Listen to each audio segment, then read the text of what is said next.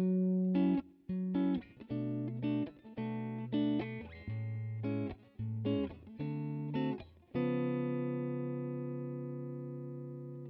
et bienvenue dans cette nouvelle vidéo consacrée une nouvelle fois à du matériel pour guitaristes abordable. Vous l'avez vu, on va parler du kit Harley Benton Telecaster, ici comme vous le voyez. Mais contrairement aux autres youtubeurs qui se précipitent pour vous faire une vidéo dès qu'ils ont monté le kit, là pas du tout. Ce que je vais faire, c'est que je vais vous en parler 4 ans après l'avoir réalisé, donc restez bien parce qu'il y a des choses que aucun youtubeur ne vous dit sur ce kit. Il y a des mauvaises choses, il y a des bonnes choses, donc restez bien toute cette vidéo et à la fin je vais vous donner ma conclusion sur est-ce que vous devez l'acheter ou pas. Mais avant tout, vous êtes nombreux à ne pas être abonnés à la chaîne et vous regardez quand même pas mal les vidéos, vous commentez aussi, c'est vraiment bien. J'ai vraiment la chance d'avoir un public de très grands connaisseurs en guitare. J'apprends également des choses, même si ça fait longtemps que je joue de la guitare. Et en tout cas, les débats sont animés dans les commentaires. Donc dites-moi ce que vous pensez des kits Harley Benton. Donc Harley Benton, j'en ai beaucoup parlé.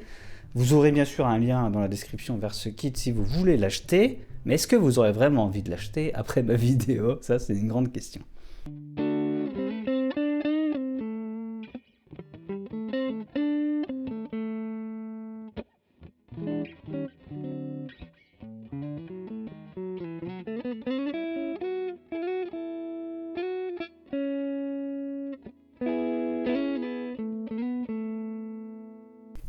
Donc, le petit contexte, c'est que ce kit m'a été offert par ma famille il y a 4 ans, à mon anniversaire, et il a été décoré intégralement par les membres de ma famille.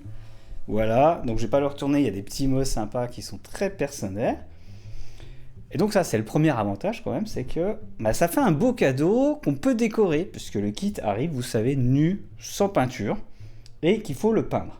Alors le souci, c'est que si j'ai bien compris, il aurait fallu poncer un peu, la peinture tient pas toujours très bien, mais vous voyez, au bout de 4 ans quand même, à part quelques trucs ici, par là, un peu explosés, ça tient plutôt bien. Je rappelle que c'est vraiment quelque chose de pas très cher, et on va commencer par attaquer les difficultés. Donc les difficultés de montage. Alors il n'y a pas de vraies difficultés de montage au niveau de l'assemblage des éléments. J'ai trouvé que le mode d'emploi était vraiment bien conçu. On n'a pas besoin de souder les fils. Mais bon, l'objet de cette vidéo, c'est pas vraiment de vous montrer comment on construit ce kit. D'autres personnes l'ont fait beaucoup mieux. Et on va parler des problèmes. Le principal problème, c'est qu'une fois que la guitare est montée, tout de suite, je ne l'ai pas trouvé très jouable. Voilà.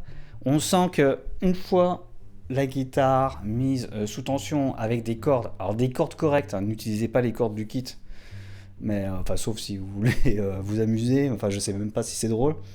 En tout cas, je trouve que on sent que le corps, le bois travaille, et l'accordage ne tient pas très bien durant carrément plusieurs jours.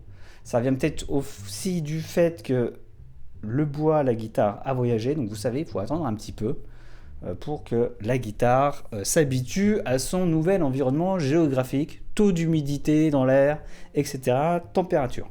Donc déjà, quand vous l'achetez, vous réglez tout, vous attendez pas à une guitare jouable. Au niveau du montage, le pire pour moi, c'est le découpage ici. Voilà, je l'ai fait à la scie sauteuse, je ne suis pas très bien équipé niveau lutherie, et ça soit, c'est pas très bien découpé, c'est pas très droit. C'est même vraiment très difficile à découper, donc ça c'est vraiment quelque chose dont il faut tenir compte. Malgré tout, je ne suis pas totalement déçu du résultat. En tout cas, ça fait plutôt rigolo. Voilà. J'ai bien évidemment décidé de découper dans une tête forme Telecaster, sans logo ici, pour pas qu'il y ait tromperie sur la marchandise. Alors, on a parlé du réglage. J'ai dû refaire le réglage. Alors quand je parle de réglage, c'est ajustement ici du truss rod pour régler la courbure du manche, et évidemment du chevalet. Alors bien sûr, je le précise tout de suite, le chevalet et les mécaniques ne sont pas top. Voilà. Et on va y revenir après sur les modifications que j'ai fait, parce qu'évidemment, j'ai dû faire des modifications, vous vous en doutez.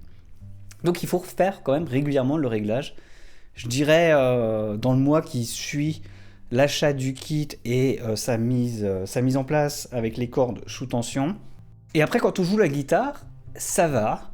On se rend compte que le son est pas génial parce que ici on a des micros céramiques. Je sais que vous êtes nombreux à aimer les micros céramiques. Personnellement, je n'aime pas leur son très moderne, un peu froid. Je préfère des micros avec un bobinage qui donne un son un peu plus vintage, années 60 par exemple, voilà, pour une guitare type Telecaster, ça me convient bien. Je n'aime pas le chevalet, voilà, je l'ai pas encore changé, mais je l'aime pas. Bon, ça, il fonctionne, hein, mais je sais pas, il y a un truc qui cloche. C'est peut-être le fait de, vous voyez là, de pas avoir les bords qui remontent comme sur une Telecaster plus classique, comme celle que j'ai derrière. En tout cas, c'est quelque chose qui me plaît pas. L'électronique ici était pas géniale. Alors c'est pas la même. Vous voyez d'ailleurs, j'ai pris une couleur un peu différente, puisque après 2-3 ans de cette guitare que j'ai pas beaucoup joué parce que je la trouvais pas géniale, elle avait des petits défauts. J'ai décidé de m'attaquer à tout ce qui est réglage et grosses modifications. Première chose à faire, au bout d'environ 1 an ou 2, le bois est bien stable, mais attention, la touche ici du manche a légèrement rétréci et donc il a fallu que je lime les frettes qui avait tendance à sortir. Donc ça, c'est quelque chose que personne ne vous dit, c'est que le bois va travailler, va sécher ou pas, hein, ou gonfler en fonction de l'humidité que vous avez dans votre maison ou votre appartement, et qu'il va falloir reprendre ça au bout d'1 an ou 2, voilà. Alors c'est le cas sur de nombreuses guitares, mais c'est bon de le signaler quand même, il y a un petit travail à faire, un petit travail de lutherie à faire après. Ensuite, je n'aimais pas les micros et l'électronique, et donc j'ai investi dans une paire de micros de marque Fleor qu'on trouve sur des sites comme Amazon ou AliExpress. Moi, je les ai achetés chez AliExpress. J'en avais déjà essayé sur une guitare type Stratocaster, j'aimais bien, et ça fait une sacrée différence pour des micros dont le kit coûte, je sais pas, peut-être 40 €. Voilà, donc c'est vraiment pas très cher. J'en ai profité pour changer l'électronique, et là ça fait aussi une sacrée différence. On a des vrais potentiomètres qui fonctionnent bien, avec une bonne résistance, je sais pas comment appeler ça. Un switch qui est pas génial, mais qui est quand même mieux que celui de base. Bien sûr, pour tout ça, il va vous falloir ressouder les fils, etc. Parce que vous ne pourrez pas utiliser les connecteurs qu'il y a, donc il y a un petit peu de travail. Et donc ça, c'est quelque chose que je trouve les gens disent pas assez, c'est que quand vous assemblez un kit, il y a aussi du travail après, pas uniquement au moment où vous l'assemblez. Ça explique également le prix, parce que vous avez tout à faire vous-même. J'imagine que les grandes marques ont des luthiers en interne, les magasins aussi. Là, c'est pas le cas, c'est vous qui devez faire le travail. Mais une fois qu'on a fait tout ça, qu'on a adapté la guitare à ses préférences, eh bien c'est plutôt pas mal parce que pour, je sais pas moi, moins de 200 €, moins de 150 €, on a une guitare avec la finition qu'on a, avec des micros qui nous plaisent, micros dont il faut régler la hauteur aussi, effectivement, une meilleure électronique, un chevalet encore que j'aime pas trop. J'ai pas eu vraiment à me plaindre des mécaniques et du sillet. Voilà, c'est quelque chose que je tiens à dire, j'ai trouvé plutôt bien taillé. En tout cas, sur mon kit, c'était bien. Et donc, on a une guitare sur mesure.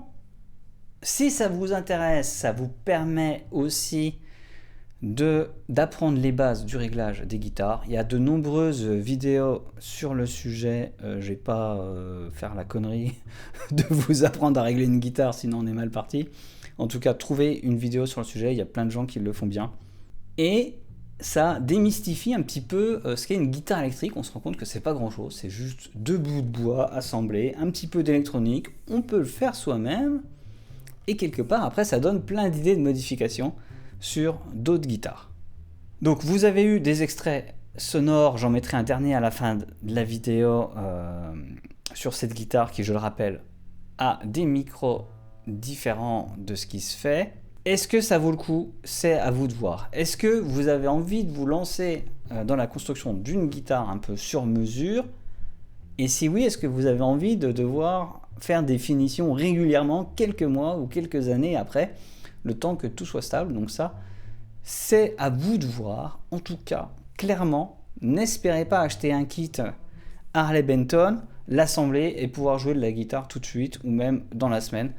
Pour moi, c'est illusoire d'avoir un bon instrument comme ça, clé en main, qu'on monte. Il faut du temps, que les bois travaillent, etc. De trouver les bons réglages aussi, parce qu'il va vous falloir régler la hauteur des micros.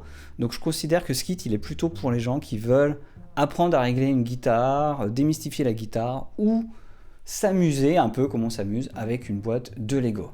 Pour les autres qui veulent du clé en main, pas cher, etc., passez votre chemin. Achetez ici, elle est où là?